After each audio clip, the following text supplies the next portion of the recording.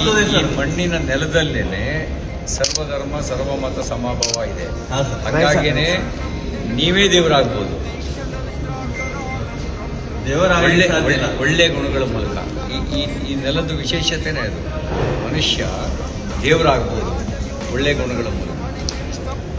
ಜಗತ್ತಿನ ಭಯೋತ್ಪಾದನೆ ಯಾರಿಂದ ನಡೀತಾ ಇದೆ? ಎಲ್ಲರೂ ಇದ್ದಾರೆ ಸರ್, ಅದರಲ್ಲಿ ಇದೆ ಅಂತ ಇಲ್ಲ, ಒಂದೇ ಸಮುದಾಯ ಇಲ್ಲ ಅದರಲ್ಲಿ. ಎಲ್ಲ ಅದಕ್ಕೆ ಜಾತಿನೇ ಇಲ್ಲ ಸರ್. ಎಲ್ಲ ಭಯೋತ್ಪಾದಕರಿಗೆ ನಾವೆಲ್ಲರೂ ವಿರೋಧ. ನೋಡಿ, ಈಗ ಬಂದೇನಂದ್ರೆ ಮುಚ್ಚಿಟ್ಕೊಂಡು ಮಾತಾಡಬಾರ್ದು.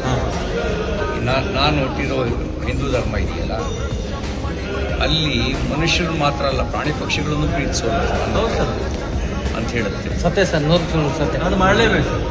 ನಿಮಗೆ ನಾನು ಸತ್ಯ ಹೇಳಿದ್ರೆ ಮತ್ತೆ ನಿಮಗೆ ಬೇರೆ ಕಾಣುತ್ತೆ. ಇಲ್ಲ ಇಲ್ಲ, ನಮ್ಮ ಅನುಭವ ಬಹಳ ಕೆಟ್ಟಿದೆ. ನಮ್ಮ ಅನುಭವ ಬಹಳ ಕೆಟ್ಟದಿದೆ ಸರ್. ಅದನ್ನು ಎಲ್ಲರೂ ಪಾಲನೆ ಮಾಡ್ತಾರೆ ಸರ್. ನಾನು ಹೇಳಿದಂದ್ರೆ ನಾನು ಹೇಳಿಕೆ ನಮ್ಮ ಅನುಭವ ಬಹಳ ಕೆಟ್ಟದಿದೆ. ಈಗ 100 ಜನ ಹಿಂದೂಗಳು ಇರೋ ಕಡೆಗೆ 2 ಜನ ಮುಸಲ್ಮಾನರು ನೆಮ್ಮದಿಯಿಂದ ಮಲಗಬಹುದು. ಇಲ್ಲ ಸರ್, ಎಲ್ಲರೂ ಆದರೆ ಅಫ್ಘಾನಿಸ್ತಾನದಲ್ಲಿ ಬುದ್ಧನನ್ನ ಪಿರಂಗಿ ಕೂಡಾಯಿಸಿದ್ರು. ಯಾಕೆ ಕೂಡಾಯಿಸಿದ್ರು? ಸರಿ, ಅದು ಕೂಡ ಅದು ಬೇರೆ ಸರ್. ಅದು ಎಲ್ಲ ಸಮಾಜದಲ್ಲಿ ಕೆಟ್ಟವರಿದ್ದಾರೆ. ಎಲ್ಲ ಸಮಾಜದಲ್ಲ, ಪ್ರಿನ್ಸಿಪಲ್. ವ್ಯಕ್ತಿ ಒಳ್ಳೆಯವನು ಕೆಟ್ಟವನು ಸವಾಸದ ಮೇಲೆ ಆಗ್ತಾನೆ. ಪ್ರಿನ್ಸಿಪಲ್ಸ್ ಕೆಟ್ಟದಿರಬಾರ್ದು.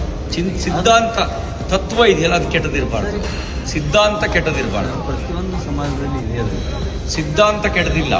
ನೀವು ನೋಡಿ, ಹಿಂದೂಗಳ ಒಳಗೂ ಮನುಷ್ಯ ಒಳ್ಳೆಯವನು ಕೆಟ್ಟವನು ಇರ್ಬೋದು, ಆದರೆ ಸಿದ್ಧಾಂತ ಕೆಟ್ಟದಿಲ್ಲ.